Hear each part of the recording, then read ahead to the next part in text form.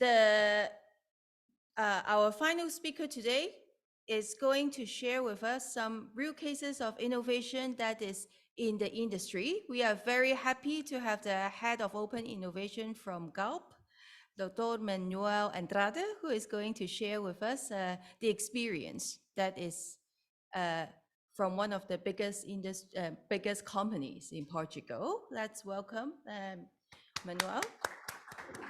Oops. So we need, yeah.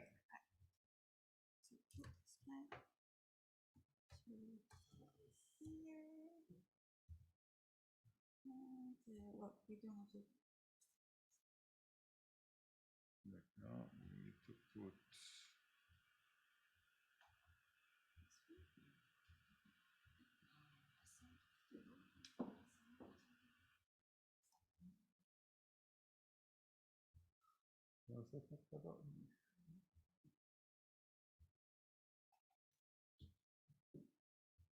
One. Olha, não sei o que está a acontecer, mas é isto.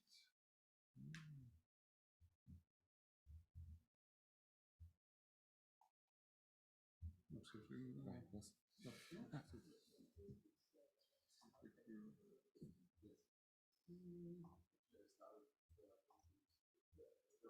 há bocado deu. Desative isto. Sim. Desative aqui. É este o site? É Becoming Energy.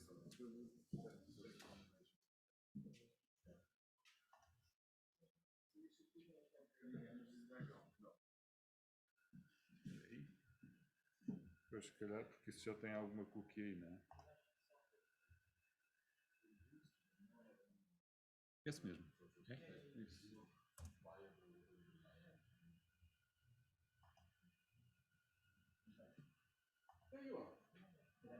Ok.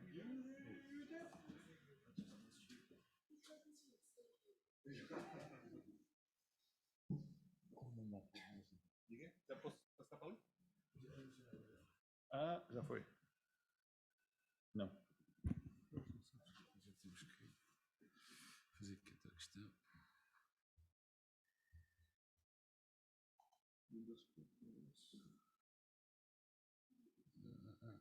Projetar e. Ok. Yeah. Ok. Sim, já está. Okay. So thank you very much for the invitation. I'll be showing you, I don't have any fancy presentation, so I'll just show you our our fancy website. Exactly. And so that's this actually happening. So it's our digital platform for open innovation. Where we communicate and work with startups all over the world and universities and entrepreneurs. So probably just a few words about GALP. I don't know if you know GALP. GALP, it's an energy, today it's an energy company in Portugal, the biggest one. We used to be an oil and gas company originally. Now we are shifting our portfolio to renewable, from fossil fuels to renewables. We still have a lot of fossil in our portfolio. We want to be net zero by 2050, and for that we will need a lot of open innovation. Actually, the International Agency for Energy says that at least 50% of the solutions that we need to decarbonize our world are not yet either invented or scaled. So we will need a lot of innovation to do the energy transition. And that's exactly why GALP uses open innovation, where we try to find startups that have solutions that we can use in order to find new products, new services, or new ways of working that allows us to decarbonize our activities, to be more digital, and actually to be to help our customers fulfilling their energy needs. So what I'm going to show you today is 3 or 4 programs that we actually do. I'm going to start. So I'll choose one of each different areas. So, for instance, Startup the Future is the program that GALP does. It's our own program for finding startups all over the world that helps our own business. Blue Rio is a program, and I'm going to show this because of Alexandre, because this one is in Brazil, so I'll show it to you. Colmeia is one about social innovation, so I'll show it to you too. GALP GreenX is also in Brazil, and let me see, and I'll show you also a little bit of things that we do with other partners. So let me start with Startup the Future. Startup the Future is actually closing. This morning, me and my team were filtering the last startups. And what we do is we try, as I told you, try to find startups everywhere. And what we do is we promise them that we allow them to test their product or solution with us, and we pay for everything. Okay. We've tried giving them money, and we sometimes do a monetary prize. But for them, for the majority of startups, what's important for them is to test with the real customers and become our supplier. So that's what the real business is. So it's not doing, and we also don't have time to do any babysitting. We don't look for startups that need to be really accelerated, or we do sometimes, but what we are looking for is for startups that have products that we can test and that we can right away incorporate in our either value chain or in our activities. Those are some of the verticals that we look for. So let me show you one.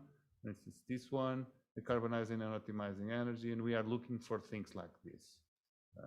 So hasted heat, decarbonization, heat pumps. So this is really technical stuff, and we look for, and startups can apply. And then what we do is we give them this, as we told you. So they can do the pilot with us, test their solution in real environments. If they are really good, we can connect them with our venture capital, so they will get invested by GALP. And actually, well, what we do is to the winners, we bring them to Web Summit here in Lisbon, so they can showcase their solution to the ecosystem. Okay, so well, this is actually we are finishing the application reviews. We'll have the announcement, and then in October the collaboration starts. This is from last year. I'm not going to spend too much time on this because I want to show you some other things. For instance, this one. So this Startup the Future is made by us. Okay. Then we also have the possibility of doing programs with other partners. And this one is from the state of Rio de Janeiro. It's called Blue Rio. Okay, let me see if it's where it's not working. Yeah, Blue Rio.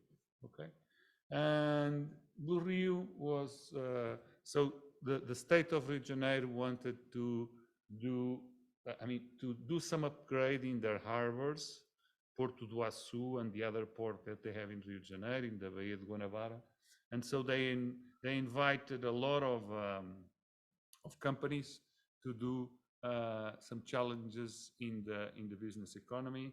And so those are the challenges they have, and we partner with them, and we will try to find companies with whom we can do some pilots. Okay, our challenges are more in the part of energy, obviously, energy and sustainability, and we will be looking for a lot of different things. One of the most difficult things to do is decarbonize the maritime industry. We still don't know what we're going to put in the boats for them to move. And if you think of the big ship containers that are around the world fueling our economy and doing this all import and export that you were talking about before, it's a major problem because nobody knows yet what we're going to do with that. Well, there's a lot of things that we don't know yet, but that one is one of the obvious ones. So this is another program that we do, and I was just showing you this because this one is not ours, but is promoted by a third party, or in this case a government institution, and they promote this with those are the promoters, and then those are the companies that are partnering. So we are here. So Porto Sudeste, Porto Açu, Wilson's and Sons, it's a big shipyard company. Vibra, it's another energy company in Brazil. Águas do Rio, and so forth. Okay. So this is another type of program that we do. Now I can show you, for instance, because also Alexandre was talking about open social innovation, which is something that we really also love. It's not something, I mean, we do it because we like it, not because we have, because we are pressured to do that, or because it's in our strategic responsibility. No, our mandate and our strategic responsibility is to boost the energy transition. So it's to find opportunities that can help GALP boost energy transition and accelerate our energy transition. But we also want to put another layer on that. We want to ensure that energy transition is fair, that is inclusive, and that is not something that just privileged people can do. Because nowadays only very wealthy people can think about the problem of energy transition. If you don't have energy, you don't even think about it, right? And so we do some social programs, and this one is one that I'm going to show it because the last one we did. This one was done with the Câmara Municipal de Matosinhos. Matosinhos is a municipality up north in Portugal, where we used to have a refinery, and we partner with a municipality there because since we have a long relationship with them, and since we decommissioned the refinery, we promised that we would help the community, and we always do that. And there was a big donation going to the municipality. But instead of writing the check, we told them, look, why don't we do a program? We will give you the money, but you can use the money to give prizes to the community. So if you have startups in Matosinhos that can help the energy transition, or that they can be accelerated, we can help them. Or if you are just a group of neighbors that have an idea to improve the energy efficiency or the energy conditions in their neighborhood, let's put together a program on open innovation, and they can apply to that program. That's what we did. So we have In Comunidade. So this is for the neighbors of Matosinhos, okay? And so what they do is we give them prizes. So this is a contest, obviously. They will apply here for specific problems in their community, and they can present a project, and obviously there will be a jury that will decide, and they will get funded, and they will get this. And also after that, after this In Community, the 3 winners will go to In Startup. So In Startup, it's a program that it's for any startup in the world that wants to work in Matosinhos, develop any project related to energy transition in Matosinhos. And the 3 best ones, the group of neighbors that got together and had an idea, they can come here and compete for the biggest prize. And here is more, this one is more professional. It will have a mentoring and an acceleration, and the prizes here are much bigger. And so we give people the opportunity to apply to this program. The only requirement is one that none of us filled. I don't think so, which is you need to be from Matosinhos. So you need to be a resident. So because this is supposed to be for Matosinhos, so you need to live in the Matosinhos area to apply. And then let me show you, what else can I show you? Residents, yes. Oh, ex-residents, I don't think so. I don't think so. I didn't see the fine print. I didn't see the fine print in the regulation, but I don't think so. Okay. So what else can I show you? Well, we participate in a lot of other programs from other companies. For instance, AWS, Amazon Web Services. They do this clean energy accelerator, and we participate with them. Normally because they find very good startups, but we get a very good network because we work with other companies that otherwise we would never partner in the world. Okay, and so it's another thing that we do. For instance, this one, and I'm showing you only startups because this is the part of startups. The part of universities is not ready. Actually, it was supposed to be ready last month. We have a cybersecurity problem. As always, cybersecurity is the graveyard of innovation, I would say. I hope that my colleagues on cybersecurity don't hear what I say, but it's terrible. So we had to take it out of, we had to put it out offline. But we have a portal, a similar one for university contests that we have. This one actually is still here because it's actually from Technic because it was last year. It's still here. So, and this is TechStorm. TechStorm is a competition that the biggest engineering university in Portugal does, and we do that also with them. I won't go into details. This one, for instance, is just to show you, is from from the municipality of Lisbon, and we also partner with them. Sorry, I don't know what's down. Let's see if we can go there. Okay, yeah. It's also an open innovation program with those verticals. So they are trying to find startups to decarbonize the city in those verticals. And we partner with them. We find some very interesting startups with whom we are already doing some pilots. And just for you to know, for instance, export partners, I don't know if you know this, this is not very normal to see in Portugal because those are the two biggest companies, us and EDP. And if anybody here looks at us in the same place, they get a weird feeling because everybody thinks we are competitors, and we are.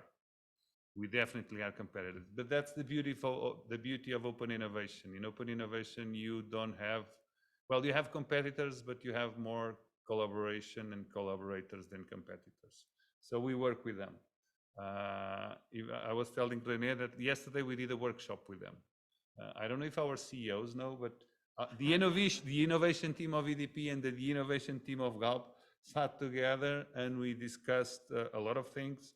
And obviously we fight for the same customers, and we do a lot of we do a lot of investments that we don't want the other one to be in there.